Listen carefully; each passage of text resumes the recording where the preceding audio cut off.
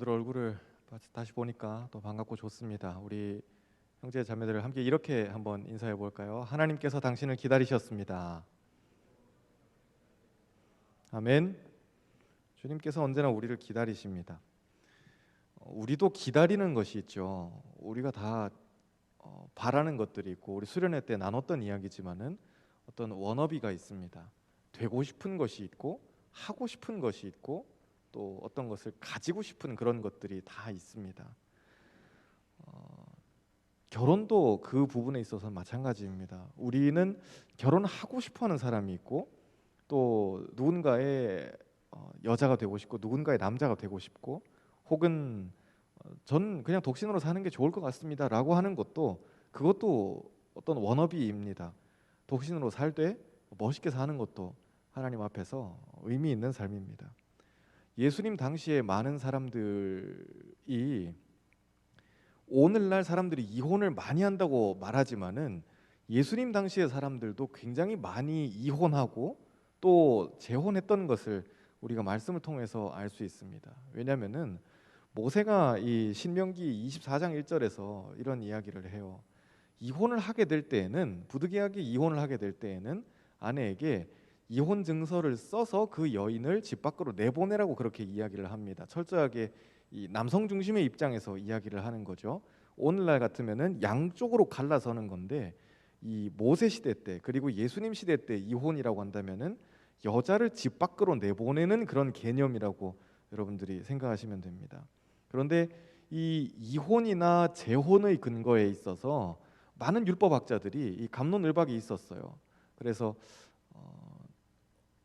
수치되는 일이라고, 신명기 24장에서는 남자에게 수치되는 일을 여자가 이렇게 안겼을 때라고 그렇게 이야기합니다. 그냥 한번 여러분들이 쭉 들어보세요. 듣기에 좀 굉장히 불쾌한 내용들도 있을 수 있지만은 성경의 말씀이 이렇게 쓰여 있는 내용이니까, 아, 이런 텍스트가 있구나라는 식으로 좀 드라이하게 보셔도 됩니다.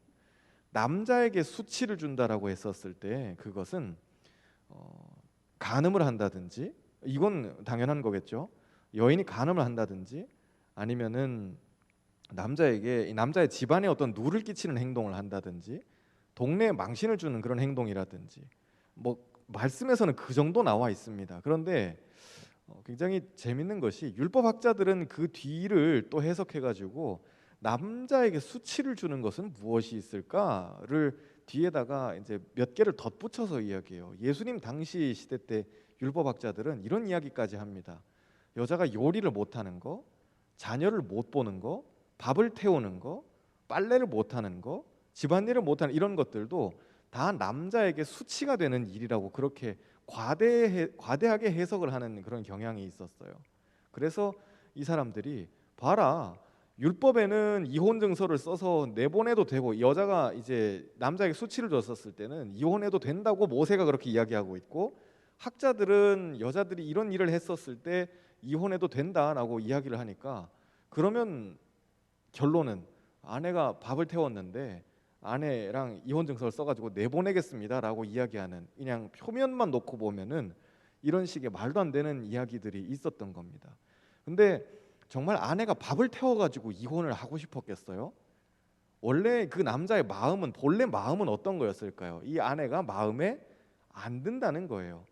이렇게 같이 살아보니까 내 마음에 안 들고 내 성에 안 차니까 내보내고는 싶은데, 그것을 말씀에 빗대어 가지고, 말씀을 빌려와 가지고 결국 자기 하고 싶은 것을 하는 이런 모양새입니다.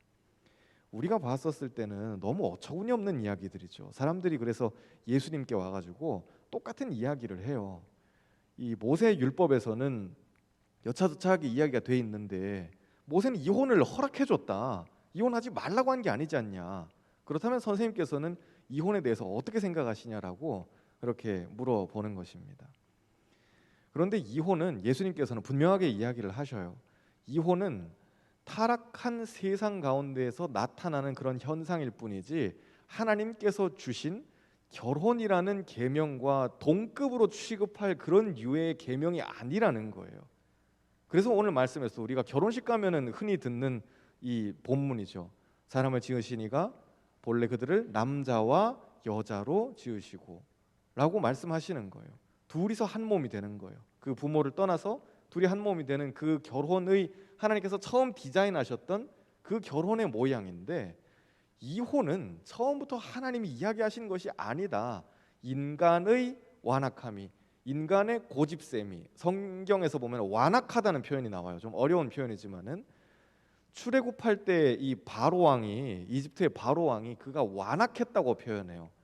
고무줄 같이, 질긴 고무줄 같이 막 사람이 땡땡한 겁니다. 고집을 안 꺾고 안 꺾어지고 고집 부리고 하는 그 사람의 완악함 때문에 하나님께서 모세를 통해서 어쩔 수 없이 이 이혼에 대한 이 틈을 조금 열어두신 거예요. 그런데 이 나쁜 사람들은, 내 마음대로 하고 싶은 남자들은, 어떻게 보면 우리 형제 여러분 다 회개합시다. 나쁜 남자들은 이 하나님이 요만큼 주신 요 틈을 갖다가 이만큼 벌려가지고, 봐라 하나님도 이혼하라고 하지 않았냐라고 해서 마음대로 이 자기의 아내를 바꾸고 막 하는 그런 세대였다는 것입니다. 예나 지금이나 크게 다르지 않아요. 그런데 이혼은 결혼을 만드신 이 하나님의 창조 섭리에 문제가 있는 것이 아니라 인간의 결국 완악함 때문에 문제가 되는 것이죠. 근데 대부분 결혼도 하지 않은 우리 청년들에게 이혼 이야기를 제가 말씀을 묵상하면서, 아니 대부분 다 결혼도 안 했는데 이 이혼 이야기를 장황하게 해가지고 뭐 어떻게 될까? 아 주님 뭐 어쩌자는 거예요? 좀 제 심정은 되게 좀 막막했어요. 그런데 이혼이라는 이 현상의 이면에 있는 사람의 마음을 우리가 볼 수 있어야 돼요. 부부끼리 갈등이 있죠.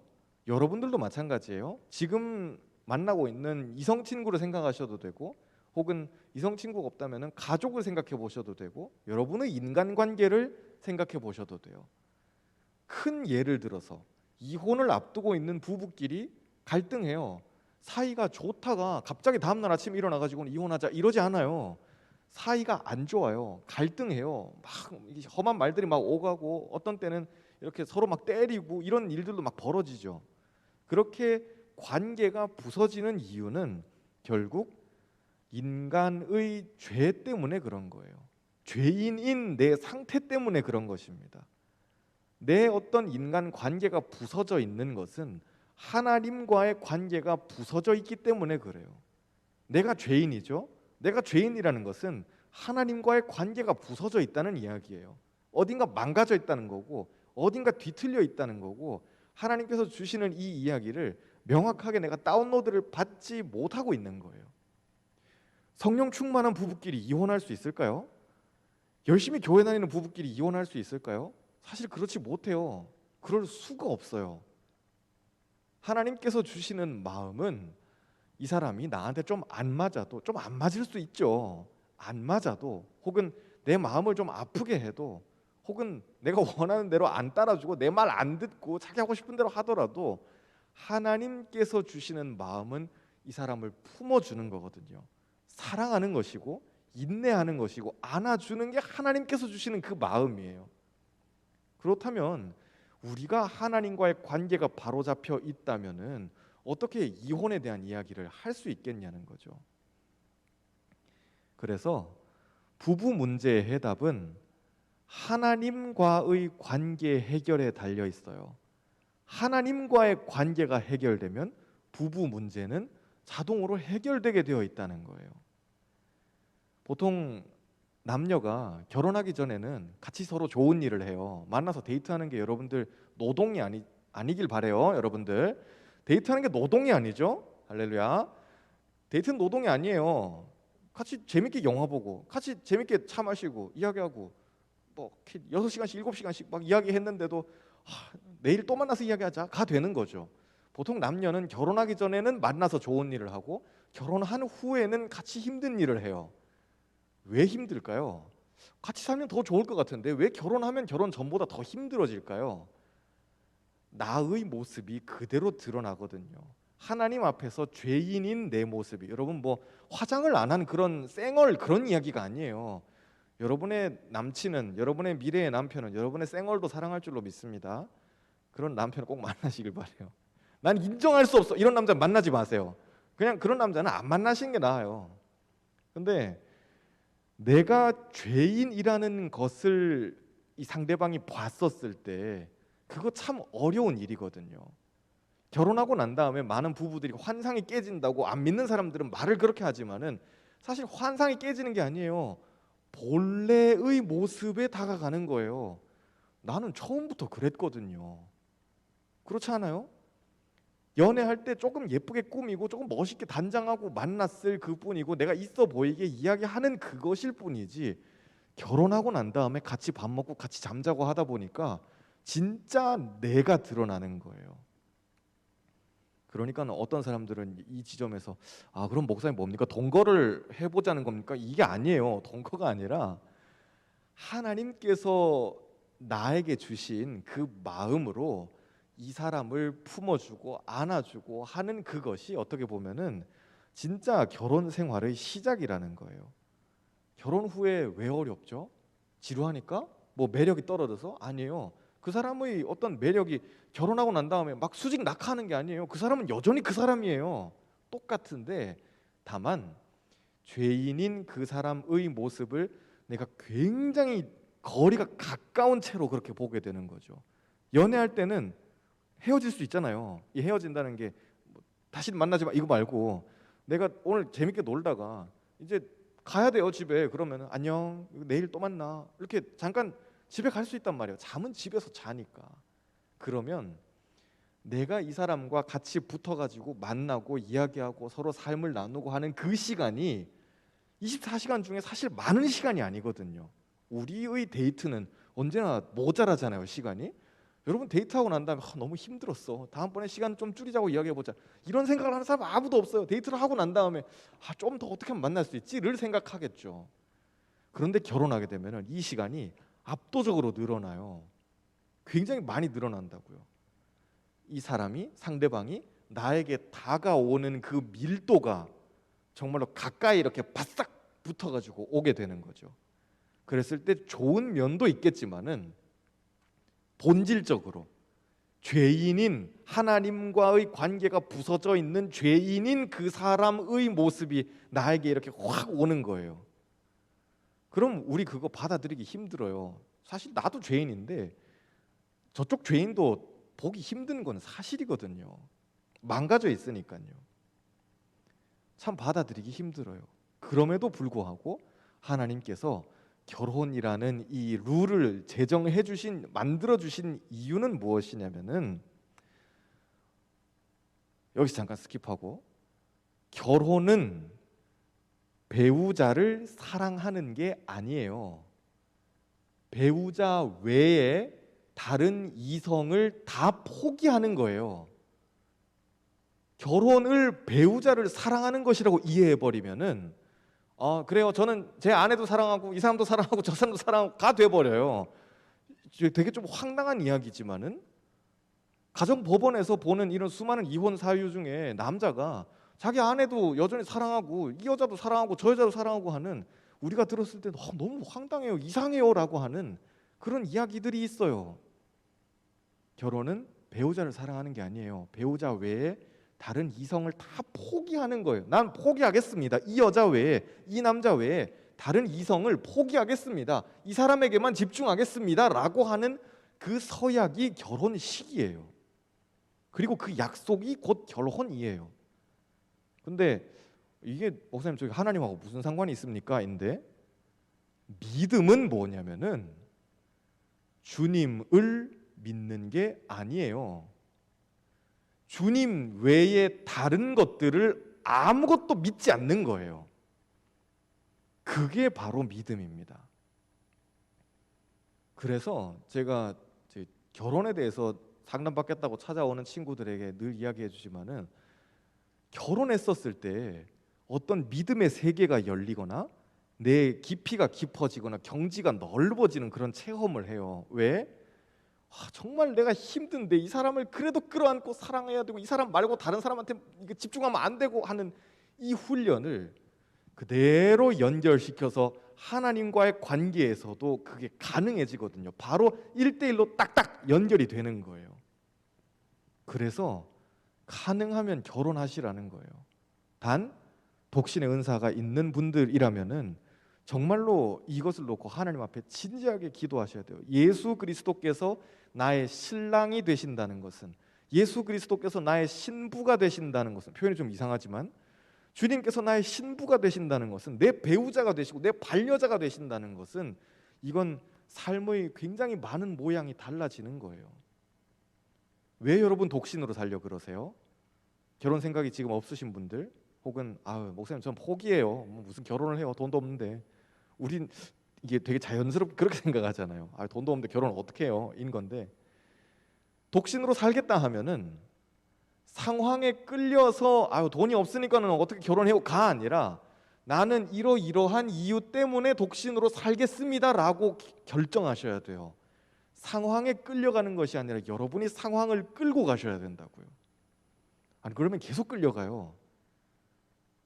뭐 안 되니까는 그냥 독신으로 살게요가 돼버리면은, 독신으로 사는 것 때문에 또 다른 내가 삶에서 할 수 있는 어떤 하나님과의 사이에서 할 수 있는 그런 결정들이 자꾸 또 더 후퇴하게 돼요. 결혼도 마찬가지. 예전에 저기 우리들 교회에 계시는 김양재 목사님이 그 이야기 하셨어요. 여러분 결혼은 왜 하는 것일까요? 여자 목사님인데, 여러분 결혼은 왜 하는 것일까요? 남자 여자가 왜 결혼할까요? 여러분 더 거룩해지기 위해서 결혼하는 것입니다. 그런 이야기를 하셨거든요. 우리는 결혼한다 그러면 너 왜 결혼하고 싶어? 라고 하면 저는 뭐 이렇게 준영이가 너무 좋으니까, 뭐 이런 이야기를 해요.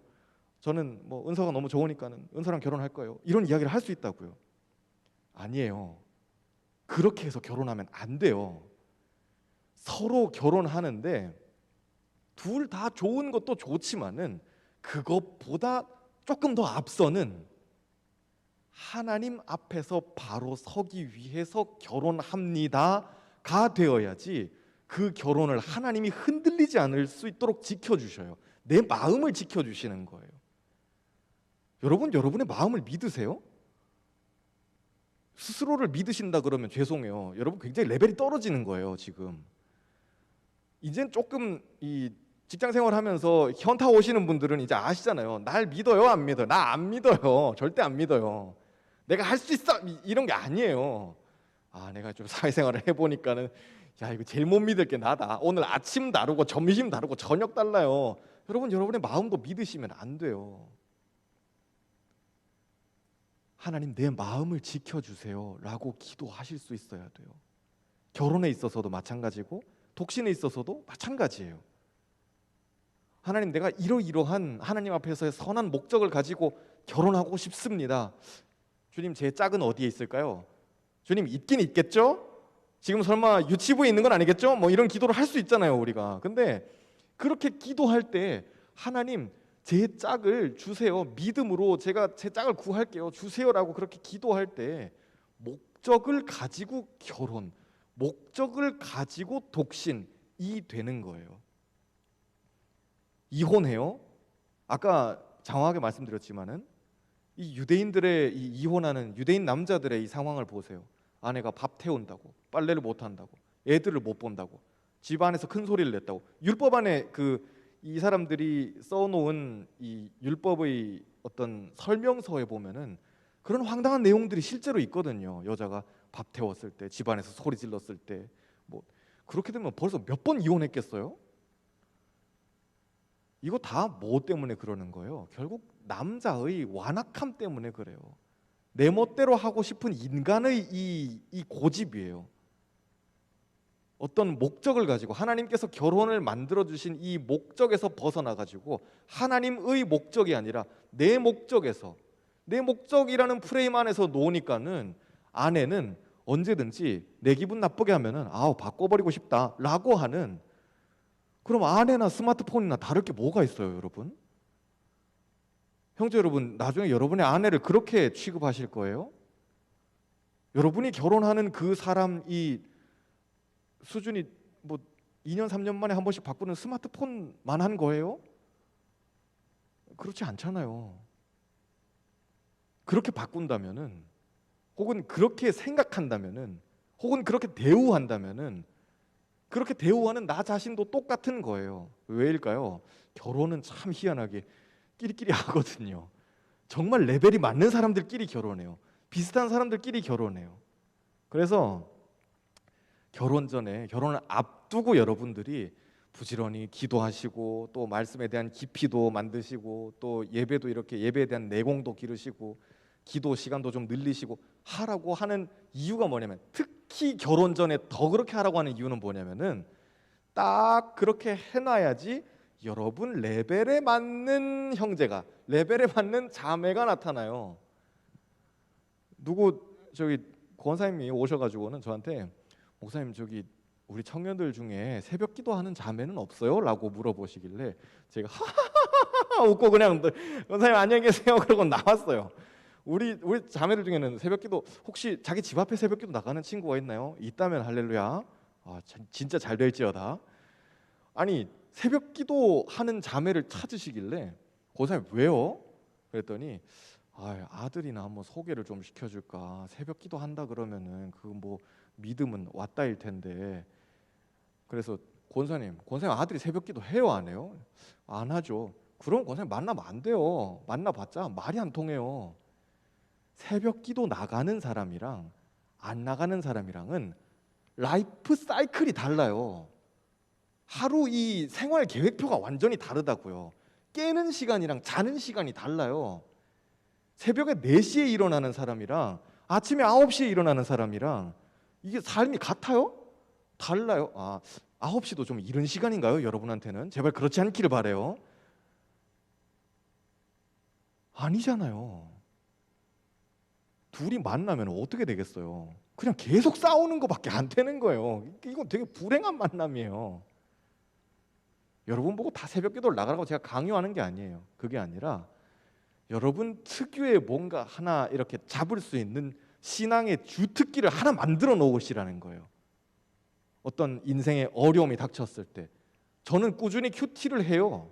아무리 힘들어도 저는 큐티는 했어요. 라든지 저는 기도를 해요. 아무리 힘들어도 일주일에 2번씩 꼭 새벽 기도는 나갔어요. 주말에 한 번, 주중에 한 번. 뭐 이런 것도 좋아요. 혹은 목사님 저는 자기 전에 꼭 10분씩 기도했어요. 월화수목금토일 자기 전에 꼭 10분 기도. 그것도 좋아요. 여러분의 주특기는 뭐예요? 전쟁의 날이 왔을 때, 인생의 어떤 중요한 결정을 앞두고 있을 때, 그때 여러분이 뽑아가지고 자유롭게 막 휘두를 수 있는 그 칼이 뭔지를 생각해 보시라는 거예요. 다윗의 손에는 물맷돌이 있었잖아요. 이거 그냥 길가에 굴러다니는 돌 몇 개 주워가지고 했지만은 다윗에게는 이 기술이 있었거든요. 이 기술이에요. 대단해 보이지 않는 이 기술인데 다윗에게 이게 있으면서 성시경의 표현대로라면 팔자가 바뀐 거예요. 성시경이 그 지난 주인가 라디오 쇼 나와가지고는 제가 이 노래 불러가지고 팔자가 바뀌어, 그 이야기를 하더라고요. 자기 데뷔곡을 그 라이브로 부르는데 제가 이 노래 하나 불러가지고 팔자가 바뀌어. 이 노래 부르기 전에 성시경은 아무것도 안 했어요. 그냥 우리 같은 사람이에요. 평범한 사람이에요. 근데 노래 하나 그거 불러가지고는 인생이 바뀌잖아요. 노래가 그거 뭐 별거 있어요, 여러분? 사실 아무것도 아니거든요. 그런데 자기가 주특기 하나 잡을 수 있는 거, 우리 믿음의 영역에서도 마찬가지. 내가 기도면 기도, 말씀이면 말씀, 어떤 예배면 예배, 내가 매일 매주 꾸준히 이렇게 쌓아놓고 있는 그것이 있다면은 목적이 내 목적이 아니라 하나님의 목적에 맞는 결혼 생활, 하나님의 목적에 맞는 독신, 하나님의 목적에 맞는 내 삶이 될 수 있다는 거예요. 여러분이 목적을 꼭 찾으시길 바래요. 목적 없이 때가 됐으니까는 결혼해야지. 사실 참 많은 청년들이 그리고 형제자매들이 그렇게 결혼해요. 안타깝지만 사실이에요. 목적이 있으니까는 결혼하겠습니다가 아니라 때가 됐는데 얘가 옆에 있네. 그래서 그냥 얼렁뚱땅 결혼해요. 그럼 어떻게 될까요? 하나님이 반드시 두 사람을 맞추세요. 지지고 볶고 싸우고 두들겨 패고 욕하고 집어던지고 할퀴고 그러면서 둘이를 이렇게 맞추는 작업을 하셔요. 저희 부부의 이야기예요? 네. 아닌가요? 네, 그렇습니다. 맞추게 하셔요. 반드시 그렇게 하신다는 거예요. 왜? 두 사람이 믿음을 가지고 하나님의 나라를 위해서 결혼하겠다고 했는데 둘의 어떤 성격적인 부분에서, 신앙적인 부분에서, 어떤 레벨에서 이게 조금 안 맞는 게 있으면은 하나님께서 그 부부를 통해서 하나님 나라의 일을 하기 위해서 맞추는 작업을 반드시 하셔요. 100이면 100 다 확실해요. 이 과정을 못 버티고 튕겨나가는 부부들도 있어요. 찢어지는 부부들도 있어요. 여러분 제발 그렇게 안 하셨으면 좋겠어요. 제가 정년기예요. 근데 때가 됐는데 이 사람 참 옆에 있는 사람인데 좋아 보여요 해서 결혼 하시면 안 돼요. 그렇게 해서는 안 돼요. 차라리 말리고 싶어요. 그냥 독신으로 차라리 살면 살았지 그렇게 결혼해서는 안 된다는 거예요. 우리가 오늘 결혼과 독신에 대한 이 이야기를 했어요. 결국 모든 것의 목적은 내 삶을 통해서 하나님 나라를 이루는 방향으로 가야 돼요. 오늘 말씀의 마지막 절에 참 말하기 민망하지만은 예수님께서 이 고자에 대한 이야기를 하셔요. 자녀를 생산할 수 없는 남자예요. 유대인들한테 이 사람은 어떤 단순한 놀림거리 이런 게 아니라 굉장히 수치스러운 이야기예요. 남자가 자녀를 생산할 능력이 없다는 것은, 나이 들지 않았는데 젊은 남자인데 자녀를 생산할 능력이 없다라고 이렇게 판명나는 것은 그들에겐 굉장한 수치고 공동체에 들어갈 수 없는 일이고 우리로 따지자면 이런 사회생활을 할 수 없는 그런 사람인 거예요. 민수기에서도 신명기에서도 고자는 여호와의 총회에 들어오지 못할지니라 아예 율법으로 그렇게 정해가지고는 바깥으로 쫓아내버렸어요. 사람 대접을 못 받은 거예요. 그런데 예수님께서는 고자인데도 천국을 위한 어머니의 태에서부터 나올 때부터 하나님 나라를 위한 고자도 있다라고 말씀하셔요. 여러분들이 여러분의 결혼을 수치로 생각하지 않으셨으면 좋겠어요. 이 남자하고 결혼한 게 여러분의 수치가 되면 안 돼요. 이 여자하고 결혼한 게 내 인생의 수치가 되면 안 돼요. 나 혼자 사는 게 쪽팔리는 일이 되면 안 돼요. 전 여러분들이 혼자 사는 걸 결정하셨을 때 마지못해 혼자 사는 이런 초식남 이런 이야기 안 하셨으면 좋겠어요. 그게 아니라 혼자 사셔도 당당하게 사셨으면 좋겠어요. 내가 예수님과 함께 있을 때, 그리고 우리 부부가 예수님과 함께 있을 때, 그때 그 결혼의 목적은 하나님께서 세팅해 주신 목적에 맞게 들어가요. 그러면 그 결혼을 누가 지켜줄까요? 목적이 하나님의 목적에 맞게 우리가 세팅하고 들어가는 것이기 때문에 하나님께서 지켜주셔요. 내 목적에 맞는 결혼이라면 내가 지켜야 되니까 피곤한 건데 힘든 건데 하나님의 목적이니까 하나님께서 지켜주시는 것입니다.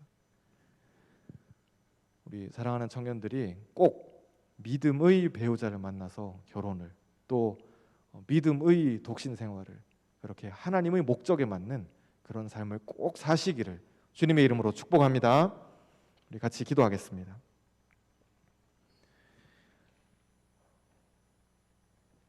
나의 사랑하는 자의 목소리를 내가 듣기 원한다고 주님께서 그렇게 말씀하십니다. 이 목소리를 내 육신의 남편에게도 들을 수 있도록 하시고 내 육신의 아내에게도 들을 수 있도록 하나님 은혜를 내려 주옵소서. 혹은 내가 하나님 앞에서 거룩한 독신을 먼저 결단한다면은 주님의 음성으로 친히 들을 수 있는 은혜를 허락하여 주옵소서. 하나님, 이 세대가 참 결혼하기 어려운 세대라고 합니다. 그리고 실제로 그런 시대입니다. 일자리 잡기도 어렵고 또 학교 가기도 참 어렵고 집을 구하는 것도 어렵고 결혼하는 것도 참 어려운 시대입니다. 주님, 그것은 우리가 몸으로 부딪히고 있는 사실입니다. 그럼에도 불구하고 하나님, 우리가 믿음 안에서 결혼하기를 원합니다. 하나님 나라의 목적에 맞는 목적을 가지고 하는 결혼하게 하여 주옵소서. 끌려다녀서 결혼하지 않게 하시고 상황에 끌려다녀서 독신으로 살지 않게 하시고 내가 먼저 믿는 청년답게 주도적으로 그렇게 내 상황을 하나님과 함께 결정하며 당당하게 살아가는 우리 청년들 되게 하여 주옵소서. 예수님의 이름으로 축복하며 기도합니다. 아멘.